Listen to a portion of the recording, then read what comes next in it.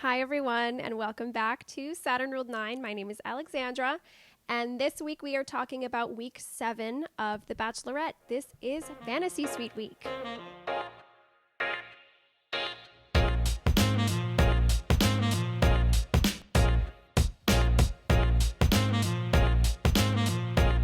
Before we get into that, I want to do a quick plug. Is it a plug?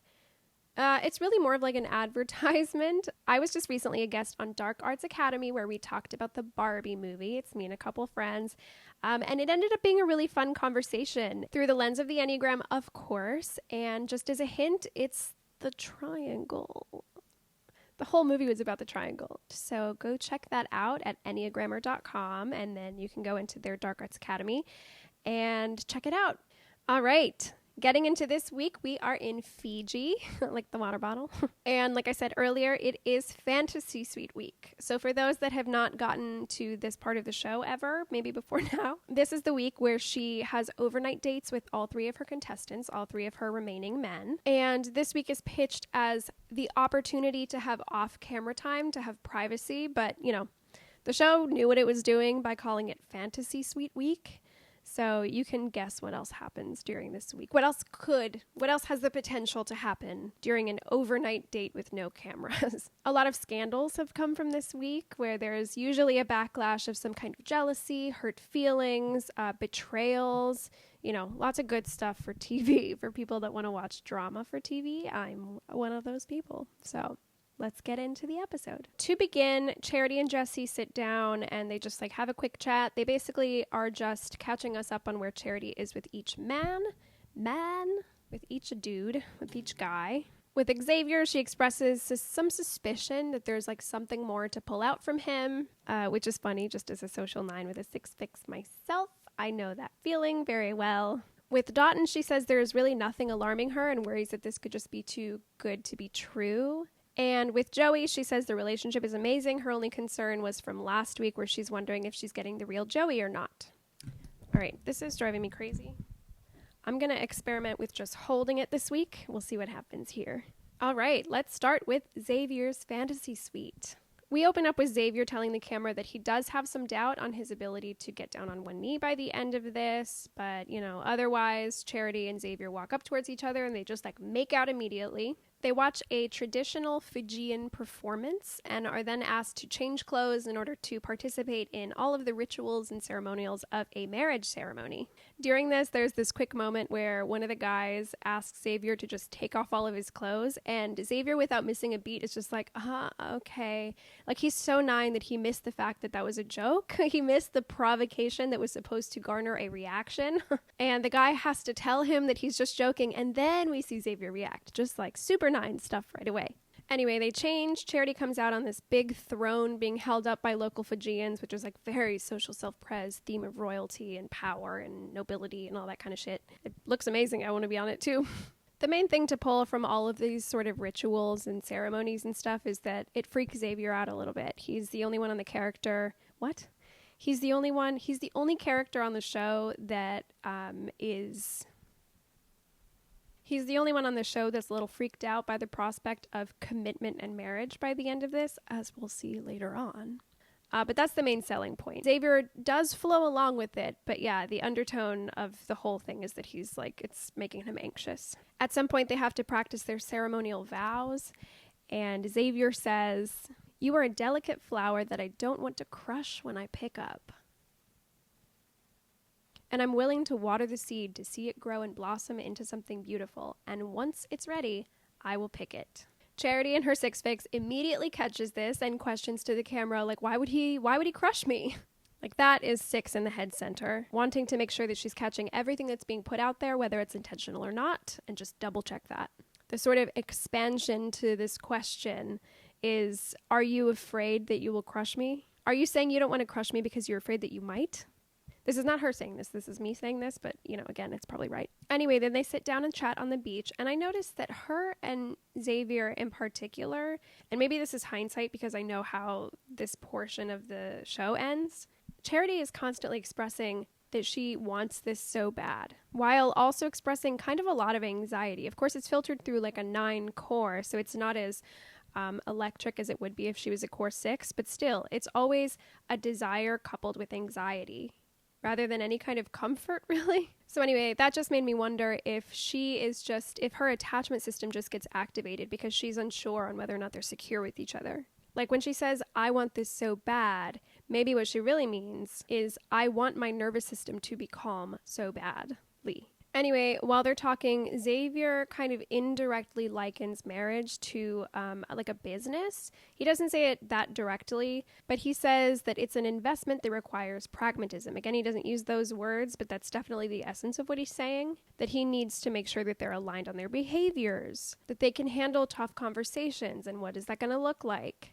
And while he was speaking during this part, I really saw his stacking compared to her stacking. I saw his self-preservation dominance really contrasting with her social dominance, despite the fact that they're both sexual blind, which means that they both have the same activated instincts. They both have self-preservation and they both have social, but they're in different orders. And I think this conversation made that really clear. Xavier's particular manifestation of self-preservation is needing to know the sort of lay of the land of the relationship. He wants to understand the atmosphere of the relationship itself first. The ins and outs, the behaviors, what it will feel like in a grounded day-to-day way. And once he's familiar with these things, then he can make an informed decision on whether or not he can be committed to it. Then with Charity as a social dominant, she will be able to make her commitment based on reciprocity of connection, their emotional bond, their ability to protect each other's hearts, how much they just like each other. And once that is established, once the social part is established, then she can look at the pragmatics. Then she could look at self-pres. Anyway, looking at this made me think that maybe Charity is taking his hesitancy to mean that he doesn't like her enough, where he may just be needing to live the relationship in order to understand it as an object before he can take a next step. Okay, then Charity tells the camera that she'd love to get an answer to the burning question of Xavier. Are you truly ready? Without a doubt, no concerns. When I think the rest of us can see that he very much has doubts and very much has concerns, and that's as clear as day, and there she is just pretending she does not see it. In case this part needs pointing out, this is very typical 9. I will not see what will upset me so that I can live with the fantasy that it's working out. Then we have this quick cut to Aaron B deciding to come to Fiji. This is just a total waste of time. I'm already very annoyed to have to talk about it at all. And then we quickly move on. Okay. Now it is the night portion with Xavier, and this is going to be the big talking point, the big conversation of the whole episode, so get ready to spend a lot of time on it. Xavier immediately tells the camera that his heart is committed, but his head has doubts. He has feelings for her, but again, my take, he is leaning on pragmatism more than emotion. They have some chit-chat, but if we jump straight to the point, Xavier drops the bomb that in his last relationship, he was unfaithful to his ex.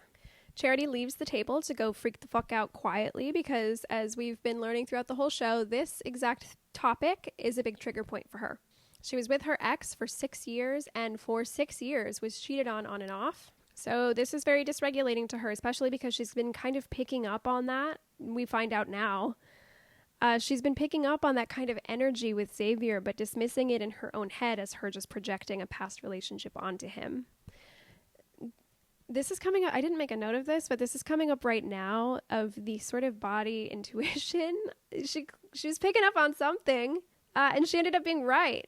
Anyway, that's for another time. She comes back and sits down and immediately starts launching questions like, was it multiple times? Was this your most recent relationship? What have you done to learn and grow and be a better person after this?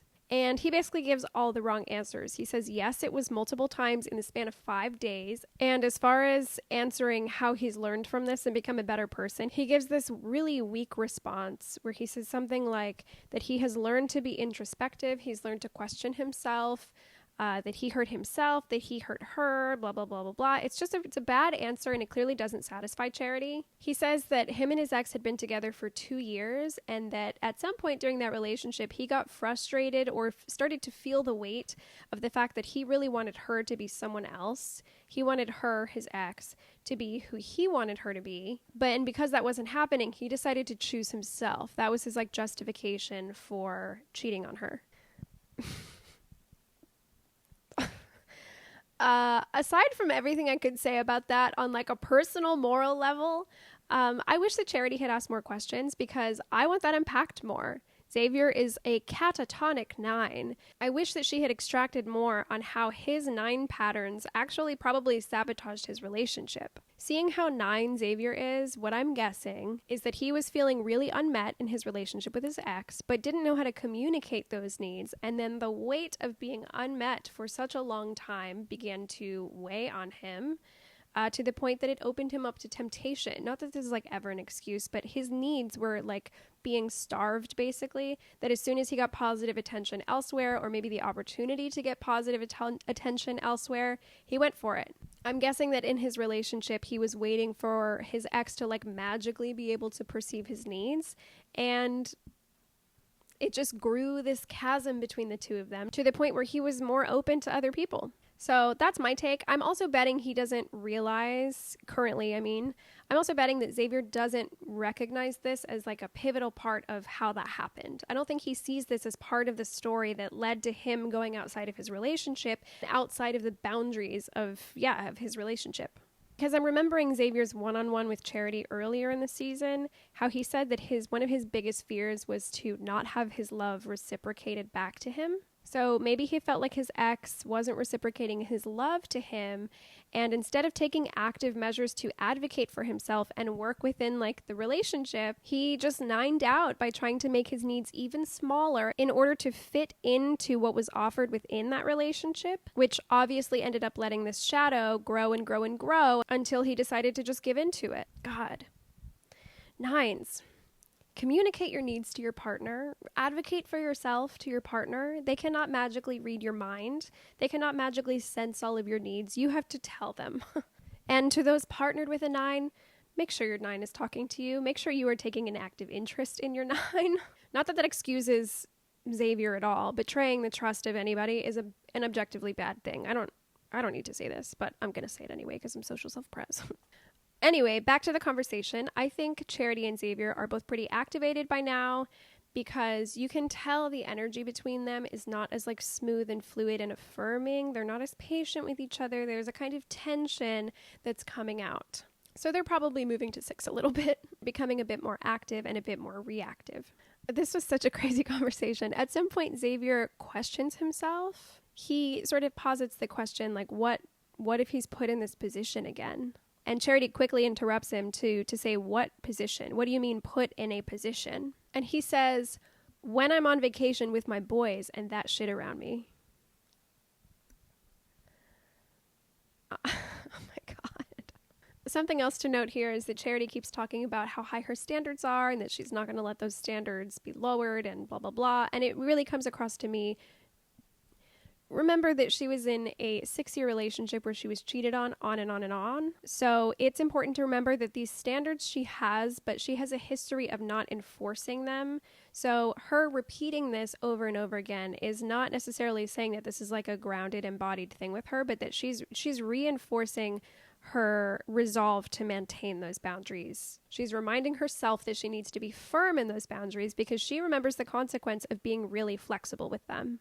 I'm like going through my notes and I took so many notes on this conversation because I thought it was so insane. Xavier says, doing that to a girlfriend status is like, damn, that shit sucks. But being on a wife status, like suggesting that that's so much more egregious than cheating on a girlfriend. I don't know if this was supposed to be soothing or not, but Charity clearly took it as him saying that cheating on a girlfriend is kind of okay, but cheating on a wife, that's his real boundary. About cheating, he says, I'm not going to do that. Cheat. Is it going to be hard to do that? Not cheat. Hell yes. Because I have never been put in that position where it's like you have to choose just one woman for the rest of your life and that freedom is just gone. Gone, gone. I am not going to attribute this to any instinct because I think this is just like an immaturity thing from him. I'm not saying that, this doesn't belong to any instinct. This is just Xavier being an idiot. Anyway, then Charity's social instinct comes in to say that their love should be so firm that resisting temptation should not be a hard thing to do. Ugh. This part of the show stressed me out so much. Like watching 9s can be so triggering for me because I usually know what it feels like and I know how easy it is to slide into some of those behaviors.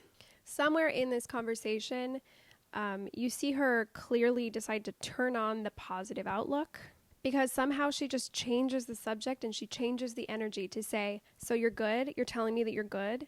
And then to the camera, she reframes the entire conversation to be about the fact that he was honest and that he can just say what's on his mind, and how she's not looking for the perfect answer, clearly as a way to just not have to give up on the connection. And more importantly, as a way to not have to acknowledge the fact that he gave her the information she needs in order to send him home.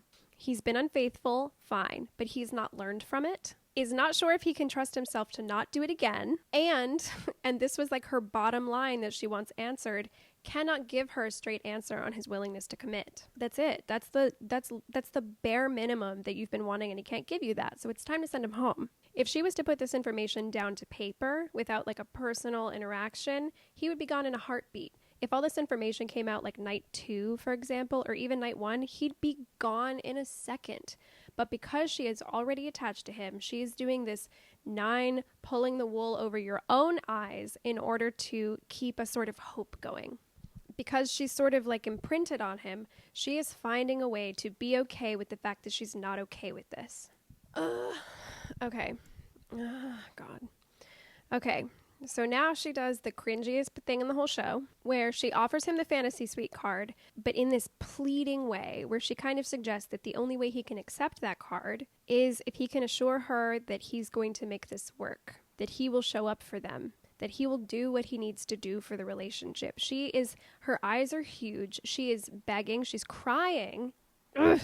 She says, can this be somebody that can maintain loyalty to me? I hold this card not because I doubt you, but because I believe in you. Will you do that for us? That was very upsetting for me to watch again, because it's just like, oh God. You also have to wonder how Xavier feels at this point. Like, he's got to know at this point that she is way more attached to him than he clearly is not that attached to her. This level of please attach back has just got to weigh heavily on him. Anyway, to this big monologue-ish plea, he's basically like, I do have doubts though, so I don't know what we're going to do about that. The quote is, and I can only get to that place of having no doubts with our time tonight. I have to see more.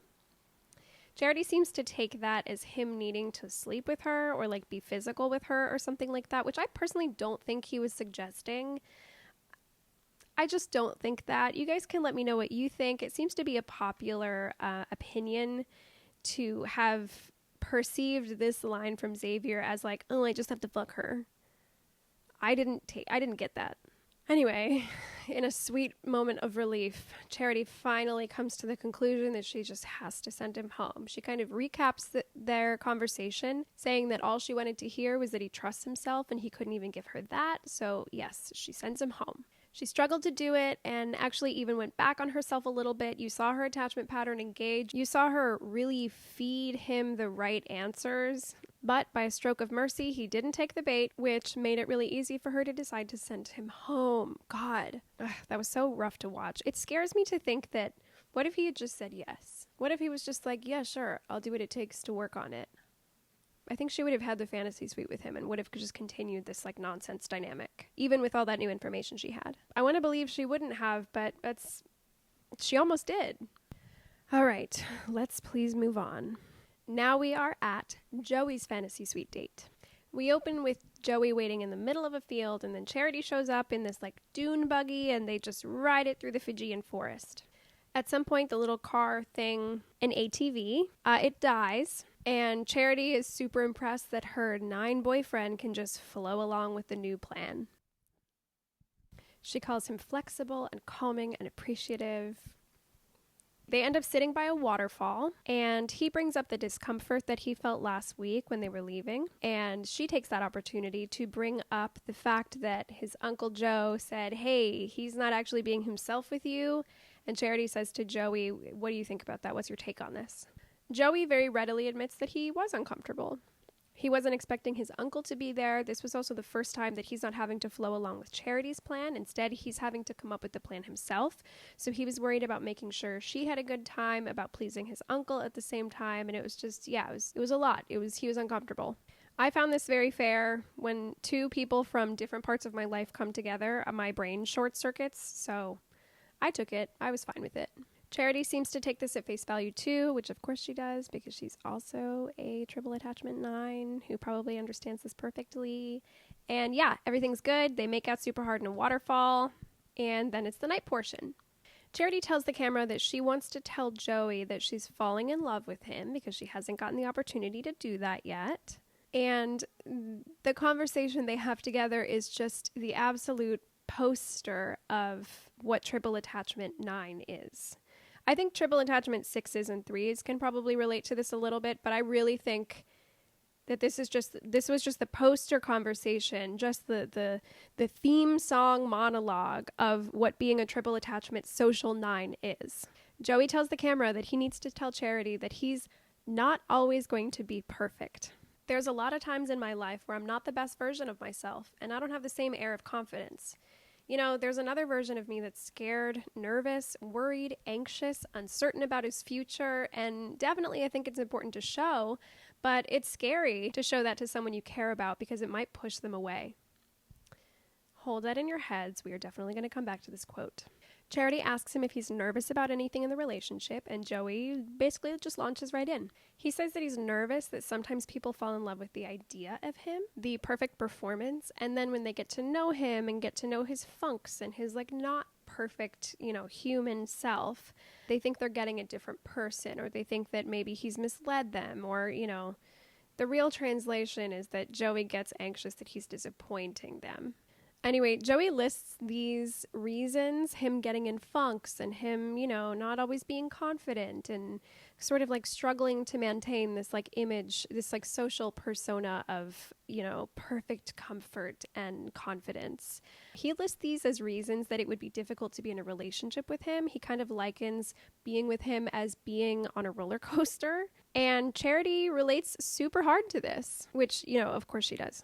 She tells the camera that she just wants to give him a hug because he just puts so much pressure on himself, which made me laugh because that's something my boyfriend tells me every 45 days or something, that I put too much pressure on myself.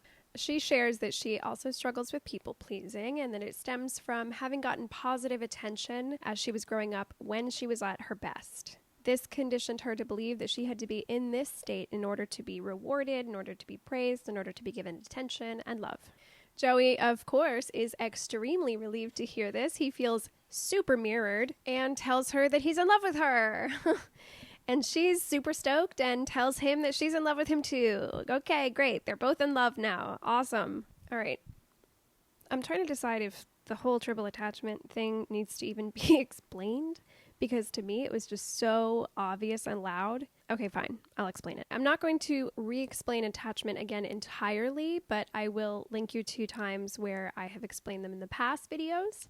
9 as an attachment type means prioritizing the comfort of your object first. They both have a lifetime of experience of prioritizing the comfort of other people because they think it is going to get them social acceptance, social love, social attention, social validation, blah, blah, blah, blah, blah, blah, blah, blah, blah. 9, not wanting to be disruptive, not wanting to cause others discomfort, will often have a lot of guilt and anxiety around being dysregulating. That is the phenomenon that both Joey and Charity are speaking to. Joey's fear was very clearly spelled out. He thinks that if he's in a funk, if he has a bad day, then that will push other people away. That rhymed. If he's anything less than just a human support animal to his partner at all times, then that makes him a difficult person to be in a relationship with. That is absolutely 9 self-effacement. That is not allowing yourself to be a full reactive human being with bad days, with upsets, with bad attitudes. You can't do any of that. You can't be any of that, or you won't be loved. This is the philosophy that both Charity and Joey are, I guess we'll say, recovering from or learning to expand out of. And anyway, them both having this pattern and both recognizing the pattern in the other person and both being able to understand the pattern in the other person is probably extremely affirming to both of them. It makes it so that they are an oasis in each other from the rest of the world. And that basically sums up what I think their dynamic is. I don't think they're in love. They're not in love. I think they're just very comfortable with each other. I think they just experience shelter in each other and a lot of mirroring and a lot of affirmation, but most importantly, shelter from the outside, shelter from having to be performative, from having to exhaust yourself in order to maintain the comfort of whoever it is that you're trying to make in love with you. Yeah, they're not in love. I think they just deeply understand each other, which is good, which is great, but I'm just not seeing what they can really offer each other outside of validation and understanding. They're both just very nice to each other and have a lot of experience with having to give niceness and clearly not very much with receiving niceness. Anyway, that's it. Charity offers him the invitation to the fantasy suite. Joey obviously accepts. And now it's all green lights because they're in love, blah, blah, blah. So they have their fantasy suite. Then we have the next morning and we see them in bed and they're all creamy and happy. This is the ninest I've ever seen Joey. Charity says, a love with Joey feels eternal. I'm in love with Joey. I don't know why I'm so salty about this. I think it's because I'm jealous on Dotun's behalf. And I'm like, Charity, see this and be done with it. All right, moving on. Now it's Dotun's fantasy suite. The king, the one and only, the husband that has not been husbanded yet.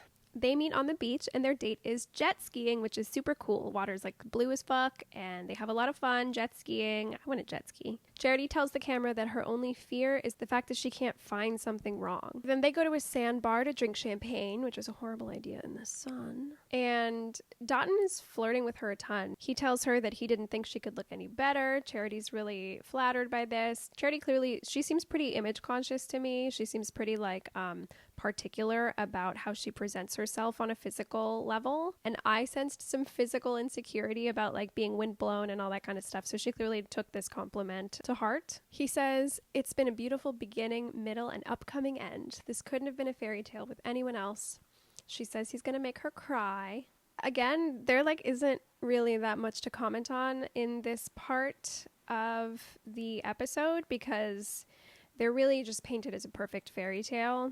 All you can really do is comment on energy, the fact that she seems to feel really like herself and she seems to have a playful, relaxed confidence to her as opposed of an anxiety or a relief. Anxiety with Xavier, relief from Joey. Anyway, at some point on the beach, Xavier says that he needs to admit something. There's like a moment of tension, but of course it's not anything. The thing he has to admit is that he came on the show not knowing how the show ends, and that he only found out from the guys a few weeks ago that he's supposed to be engaged by the end of this. He says he was surprised at first, but then ultimately decided he was cool with it because he's so into Charity.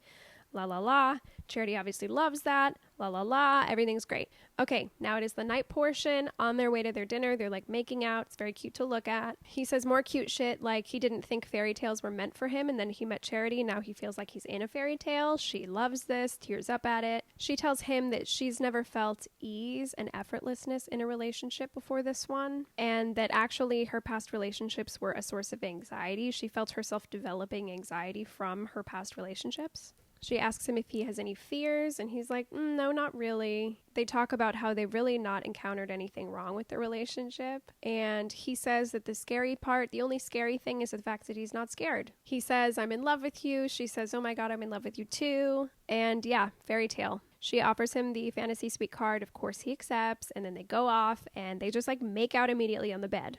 Something to note, she brings up steaminess both at their dinner portion and then again when they're actually in the hotel room.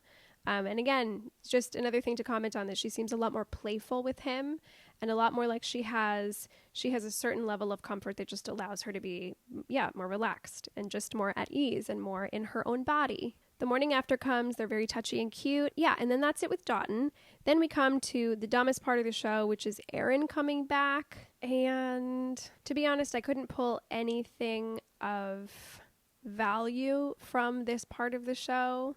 He basically just comes back and is like, hey, I've been thinking about you and the fact that you said you don't know if you're making the right decision by sending me home. And she's like, yeah, I don't know if I made the right decision. I've been thinking about you every day. And it's just clearly this like overly produced part of the episode where we think something's going to happen. Nobody actually fucking thinks that Aaron is going to like trump Joey or Dotun. So I'm not really going to talk about this, which means that is the end of the episode. Next week is the Men Tell All, which is the episode where all of the eliminated men come together to talk about their experience on the show so far, to like talk shit to each other on what they've seen of the show because now they're watching it back. It's usually pretty full of drama. I think it's going to be a disaster for me to try to cover, but I will try to cover it. And that's really all there is to it for this week. I know you guys have opinions on Xavier, so let me know all of your thoughts, except for Dotun. Nobody can say anything bad about him. So that wraps it up. Let me know your thoughts. Let me know your thoughts on Charity and Joey in particular. I feel like I'm in the minority with my take on that, so I want to know that I'm not. Let me know your opinions on her and Xavier, on her and Dotun, on what you think is going to happen, on any dynamics you've picked up on that I haven't covered. And yeah, I will see you in the next video. Okay, bye.